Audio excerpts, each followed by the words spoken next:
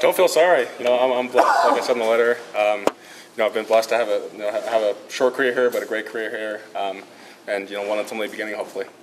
Was that a tough letter to write, or was that kind of something that you seemed pretty up in spirits about it? Yeah, it was tough. I mean, I said this on John Jansen's podcast, so a little shameless plug if you haven't listened to it. Go listen to it. But actually, I wrote most of that more than a year ago, during kind of one of the harder stretches of rehab, when I was really kind of considering throwing the towel, and then kind of used it as motivation to push back. It's a pretty mature view. Where does that come from? I've got great parents. I owe them a lot. You talked to your teammates about this throughout the whole process as well? I did. They've been incredibly supportive. My teammates, the coaching staff, just everyone involved was great. How close were you to hitting send on that a year ago? Yes.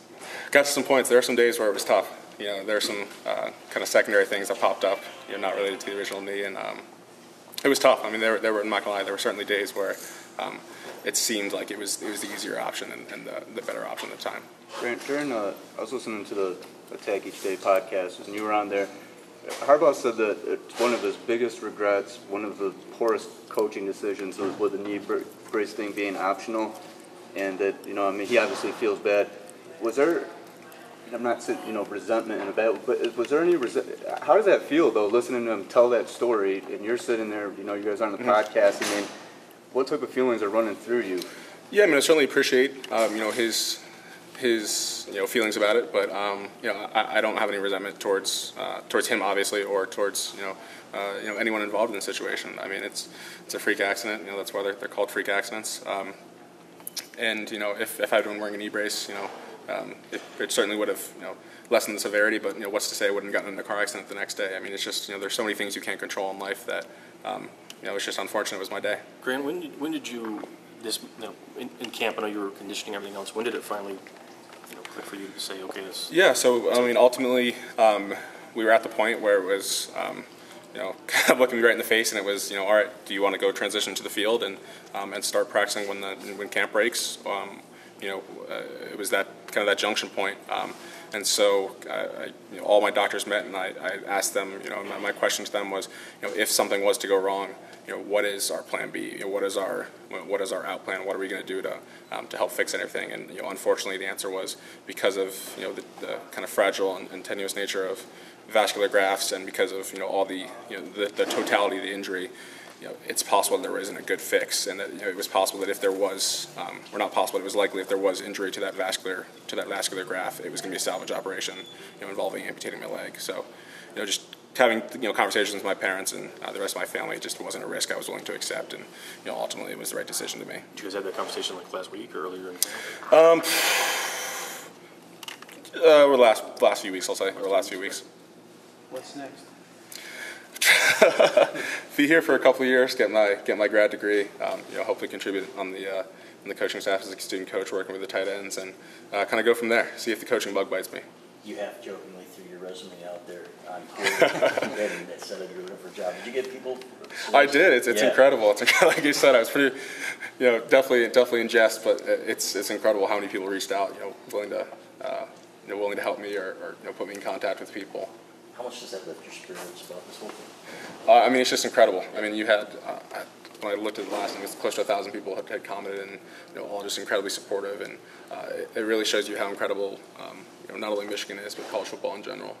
That I had fans from programs from entirely different parts of the country and conferences reaching out. Grant, do you look at? I mean, obviously, your pre-injury, your football career was going somewhere, but it seems like afterward. You were talking about, like NCAA elected. You were talking about big picture issues. Do you feel like maybe your football career really wasn't so much about football? I mean, you were talking about bigger picture issues that affect student athletes. You've been political. I mean, you've been, well spoken on issues. Was your football career something more than just football? I think it kind of speaks to the dual-sided nature of athletics in general.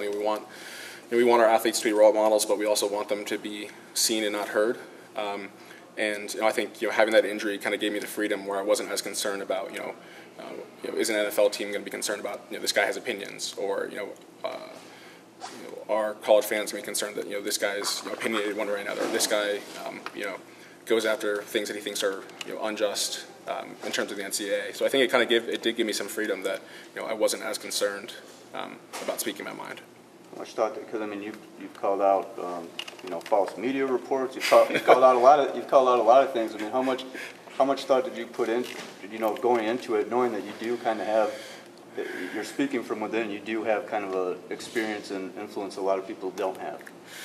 You mean going into the announcement or going into? Well, just like when you're getting ready to tweet something. Yeah, I mean, I always just kind of call it as I see it, and I guess I'll reference the media reports. I hesitate to use that word because I don't think that the person who represents himself as media is actually media. But yeah, I mean, it's like I said, this is a decision that's been made over the last few weeks. The doctors never once said we want to exclude you from football if that's what you desire. So any reports that came out about some insider information months ago were just completely false. And I don't know. I just if someone feels the need to portray themselves as something they're not and insult the work that you guys do being here, I just think that's something that should be called out. But it's their life. So how do you feel about being?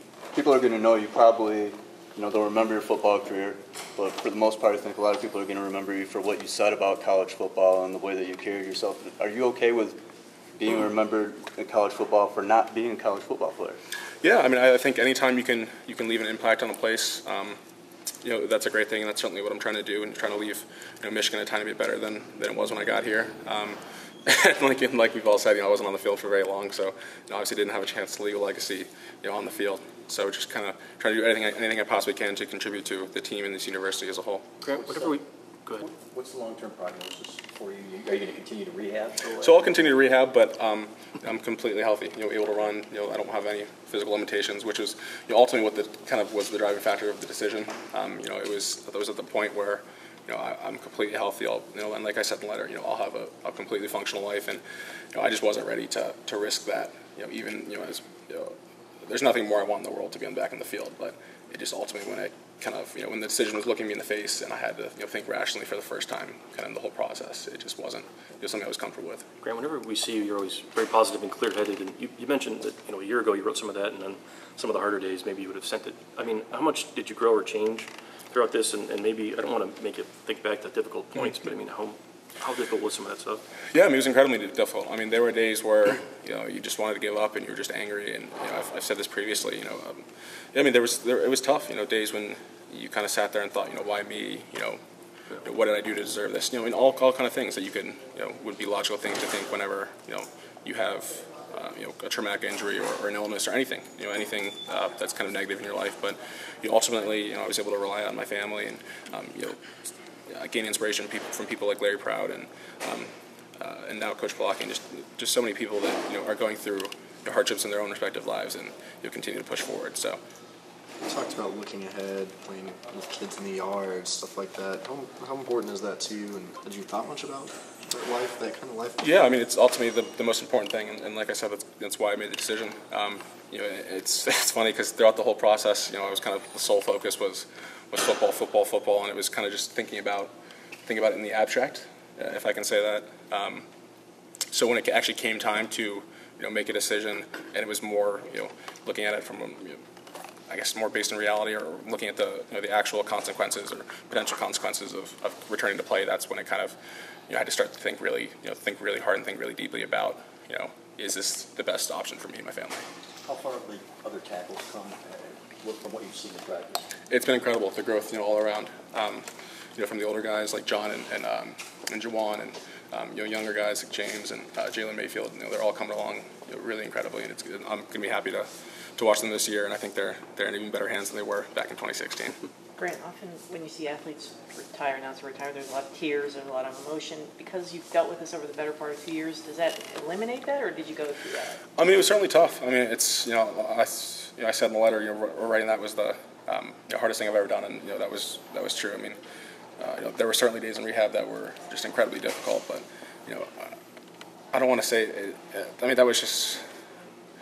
I'm the type of person who's very competitive, and so I think a lot of what drove me was the fact that I wasn't gonna be just another statistic. I was gonna be the first person to come back from that injury, and ultimately, as much as I put everything I had into it. It's still, there was a part of me that felt like, you failed in this and you quit on it. And it was tough. It was tough to get over, but, I'm fortunate I have, incredible family, incredible support system who were there for me. But you don't feel like you quit on it? No, I feel good. I've made peace with the decision. I'm sure I'll always have, have that inkling of what if, but, this was the right decision, and I'm fully comfortable with it. What else interests you besides coaching if in a few years you decide you wanted to do something else?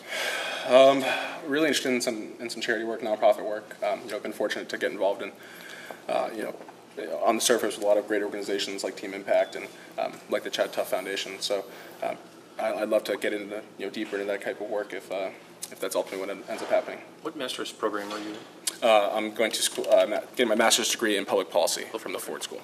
Do you have a focus area? I do not yet. How do you enjoy coaching? It's been good. What do they call you? Do they call you coach? Some people call me Coach Grant. Some people just call me Grant. Newsome, just whatever pleases their fancy. But it's interesting. I don't like it as much as playing, just because you don't have that control. I'm kind of control-oriented person. But I've gotten used to it over the last year and a half, and just it's great being able to work with the young guys and just kind of help them along any way I possibly can. You still get a little hands-on with those guys? I do. I try to show them I still have it every once and again. Once again. Grant, on the Harbaugh podcast, you were saying it's different. Something feels different, and that you feel that you mentioned something about truly getting back to the pedestal in college football. What is different? I don't want to say it's a mindset, because I do think our leadership in the past has been great, and I don't want to take it away from anyone in the past. I just think that there's this consensus. I think we were a really young team last year, and I think across the board, a lot of those guys who were young last year, and it was a little bit more, it'll just happen. I think we've realized that you actually have to go in and put in the work, and you actually have to go in and put it on the tape and put it and display it on the field, and that there's a lot of good teams in our conference and a lot of good teams in college football, and that if you don't come out and work your absolute hardest 24/7, you're going to get beat. And I think we've kind of as a team have realized that this is the year to do it. We've been there's been a lot of hype the last 3 years, and rightfully so. We had good teams, but it doesn't mean anything if you don't finish in November and you don't finish ultimately in December. How do you think Warner has helped this offensive line? He's been great. He's been great to kind of get back to the roots. I think we kind of, and I think a lot of guys have said this over the past 6 months or so, but just simplifying everything, and just focusing on the technique and on the fundamentals, and I think it should pay dividends for the offensive line this year.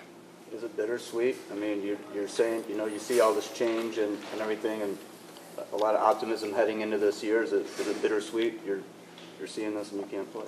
It is. I mean, anytime you can no longer do something, it's obviously bittersweet. But I was talking with Pat Kugler, who is now offensive line GA, and back when I was considering seriously considering retiring, and the point he made to me was it ends for everyone. And that's ultimately kind of what the decision was for me. Was that it was does it end now or does it end in a year and a half, 2 years, and ultimately for me, if knowing that everything is finite and everything is going to end, it wasn't worth taking such a large risk for just to grasp that or chase that dream for just a little bit longer. And you were saying with possibly one more injury, with the nature of the graft, it could have resulted in amputation. Yeah, it was. I mean, it got to that point where I was extremely fortunate to be where I am now. I mean, just going back from coming out of that first night of surgery, they were worried I wouldn't be able to walk again. So just as sad as this, everyone thinks the story is, and I mean, as I guess you could characterize it as sad, but I'm extremely blessed to be where I am, and ultimately, just it wasn't worth risking that, even if the risk was, it wasn't a guarantee, but it was still, it just wasn't worth the risk to me. Right. Just a couple more for Grant. Having gone through what you went through, I mean, you learned a lot, of course. I mean, what sort of things could you, like advice, I guess, what could you give the current players in football or life? You never know when it's going to end. I think, like I said, it ends for everyone at some point. And when I was telling some of the older guys, guys are even if they don't get hurt, hopefully no one gets hurt and has a career-ending injury. But the guy's going to go to the NFL, or guys going to finish their college careers and not be able to play professionally. It's it ends for everyone. And I don't want to end my career here as a player and then as a coach, not beating Ohio State or only beating Michigan State once. That's not something I want to remember my time at Michigan as. Was it ever an awkward feeling being the injured guy, sort of the reminder to everybody else around of the danger of the game that you play? I mean, ever go through your mind? I kind of took it in stride. I like to joke with Jason Katz, who was the director for the Amazon series, that I was the token injured guy of the series. So I don't know. Like I tried to keep it, take it in stride, but everyone here was just so great with me and so supportive and just allowing me to still be involved in the program over the last year. Do you replay the final play in your mind a lot? It's interesting. I was just talking to Steve about that. It's interesting because I didn't watch the play for close to 18 months. I watched it in the hospital going up to, in the ambulance going up to the hospital, but then for 18 months after I didn't watch it. I don't know if I couldn't bring myself to do it, or if it was just a mental thing that I was gonna play again and then watch it, and kind of that would be my statement that I'd overcome everything. But I do. I know sometimes I just think what if I just cut him? I think where would I be right now? Could I be on the field? Could I be potentially in the NFL? But I mean, that's hindsight is 20/20. So I try to avoid thinking about it as much as I possibly can and just go to day from here. Is that a legit play, or is that something that they need to consider taking out of football? I mean, they have changed a lot of the cut rules, and I think that's good. I mean, you do see a good amount of injuries there, but and like I said, I have no ill will to the guy who cut me, and it was a legitimate football play. It was well within the rules. I still believe it's well within the rules now, even after the changes. So, it was a football play, and like I said, it's a freak injury. I mean, we could probably go out there and try to recreate it 100 times and not get the same result. So it was just unfortunate, but I don't have any ill will towards anyone. Grant, I was curious your perspective on Harbaugh. You've been around him a lot more in the coaching room. How has he changed, even from after the bowl game? Because a lot of guys said he's been low key, or Yeah, I mean, I think as I talked about the team growing, I think he grew a lot as well over the offseason, especially I think he was receptive to guys on the team, and some of the feelings that guys had. Not that he hadn't been previously, but I think he made a concerted effort to get with some of the older guys like myself and some of the older guys in the program who had been around and say, what do we need to do as a program differently to get us over that hump? Because I mean, it's not a secret. The 2017, 2016, or 2016, we lost those 3 games by what was like 5 points or something like that. So it's not a secret that we've been right there. It's just what can we do? What can we change? And I think he's been extremely proactive and making changes in the weight room and the nutrition staff with Abigail, just kind of search that last little bit to get us over the hump. what were some of the things you guys suggested? Did you suggest the conditioning change? I'll keep that between us. Okay. I'll keep that between us. Grant, I think one of the things most of us remember that day you walked off the field after you got hurt. Do you ever think back and wonder, how did you do that? What was going through? A lot of adrenaline and shock. It is crazy to think about it now. But I don't know. I just, I wasn't really in any pain at the point, and I just didn't. I kept thinking, probably not anything bad. So I'm not going to freak out my mom, and I'm not going to freak out my family over nothing. So I know that was really kind of I guess it was naive, but kind of the driving thing behind that.